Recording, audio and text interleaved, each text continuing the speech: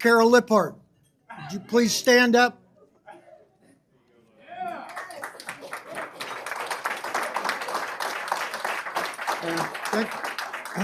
That's my bride of 59 years.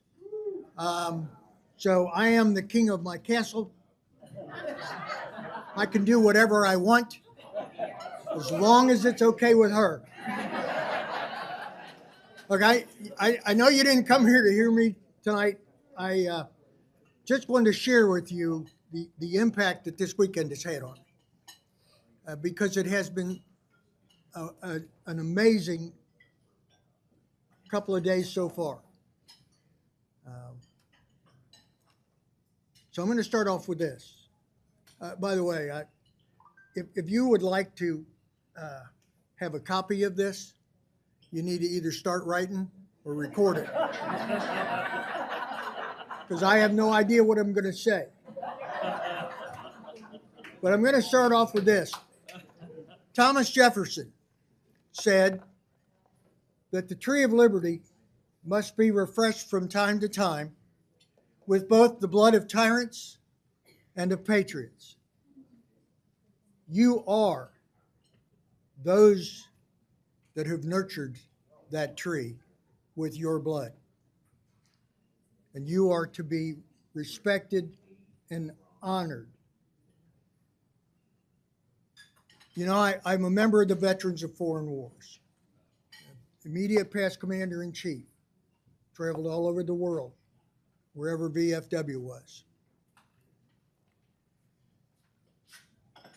Where Purple Heart is, where VFW is, that's where heroes meet. That's where warriors gather. That's who's in this room today. You are the heroes of this nation. We are.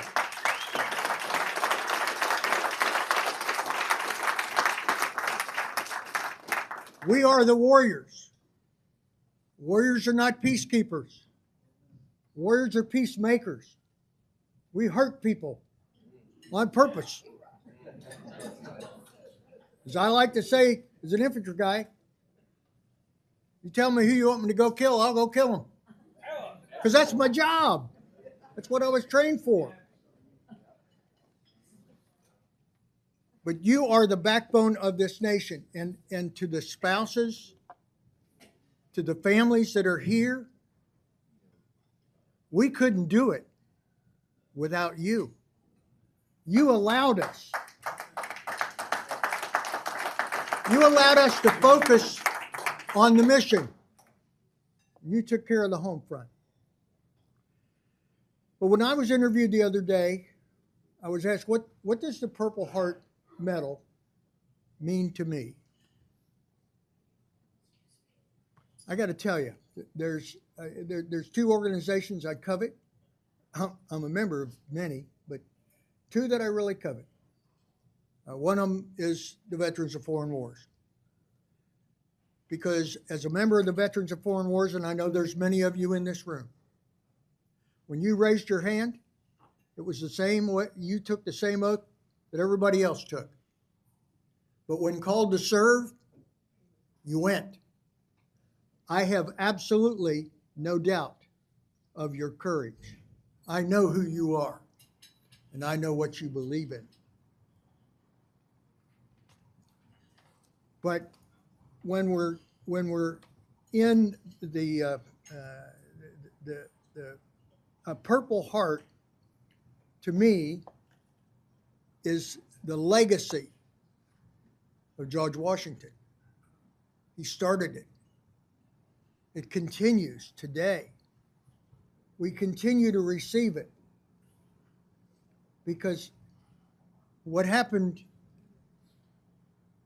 in the Revolution goes on today. And it takes men and women like you who are here in this room to make that happen. So I was very humbled when I got a call, which is Colonel Russ said, I thought it was an offer to go to a timeshare How would you like to go on a no-expense trip to New York? Everything's paid. So how long do I have to listen to the presentation?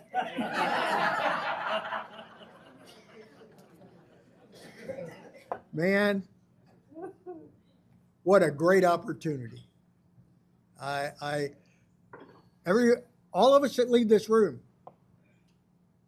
need to take it and spread the word. Spread the word. This needs to be this. Keep on keeping on with the program that you have. One from every state. And you know, that's the other thing, other than when I say the pride I have in wearing this Purple Heart. I have another VFW member. He's our National Sergeant at Arms. Brian Willett is here, and he's wearing his Purple Heart medal. And as we talk tonight, listen, if you go to the VFW National Convention, or if you go to your VFW meeting, wear your Purple Heart. Let them know who you are. We changed the bylaws in the VFW last year that the Purple Heart is eligibility for the Veterans of Foreign Wars. Should have always been that way. But by golly, it is now. So show that pride. I don't have mine on, but I'll bet you the next time you see me, I'm going to have it on. I want to make sure that everybody understands what it's taken for this nation to be free. The last thing I want to say is, so we're at the museum, and I'm watching Patriot looking at his profile, and he said, "Do you want to look at your profile?" I said, "Yeah, I do." So we pulled it up. And he's reading it, and it says, on November the 23rd, 1967, is when I was wounded. I mean, November the 23rd, 1967. Delta Company, 4th Battalion, 31st Infantry. Wait a minute. John Mansfield said, I was a platoon leader in Alpha Company, 4th Battalion, 31st Infantry. I wasn't there for that battle, but I was Tet of 68. We have not met each other. We were eating the same dirt, making the same crawls. When he and I met this morning, people will often say to you, when were you where you were? And both of us can honestly say, this morning, we were in Vietnam. That's how real that memory came back to both of us. And that's what these are for. I've met so many people today, this weekend, true patriots. And I'm gonna, before I end my remarks, it is my tradition to invite some Vietnam veterans that I served with to events like this. So I'd like to share with them. And if I haven't seen them, but if they're here, I'd ask them to please stand up. I'd like to invite Lewis Sloan from East Point, Georgia. I'd like to invite Kenneth Adams from Santa Barbara, California. I'd like to invite Philip Adams from Crofton Falls, New York. I'd like to invite Robert Waddell from Batavia, Ohio. And lastly, I'd like to invite Rodney Lopeman from Newark, New Jersey. I'd like to invite them, but I can't. You see, their names are on the wall in Washington, D.C. They no longer have a voice, but I do. comrades and patriots that you served with, whose voices are gone, you have to be their voice. We have to advocate Congress to make sure that the contracts that you signed and said you'd go wherever, whenever to do whatever. And they said in return, they signed that same contract. In return, they would take care of you.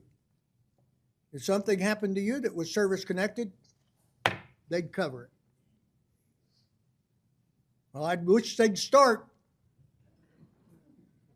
We must take a different approach to Congress. We're veterans. We're warriors. Speak up. Speak out. Vote. Please make sure you vote. Get somebody else to go too. So I'm going to close with this thought. I ask that you continue to receive the many blessings that you have, because every one of us in this room is truly blessed. I ask that you be filled to capacity with a spirit of giving, of involvement, and of courage. And I ask that you live the life for which you were created, and that's to be the best you can be. My life mantra is believe in what you do what you believe in, follow me. I'll lead from the front. Thank you very much. God bless you.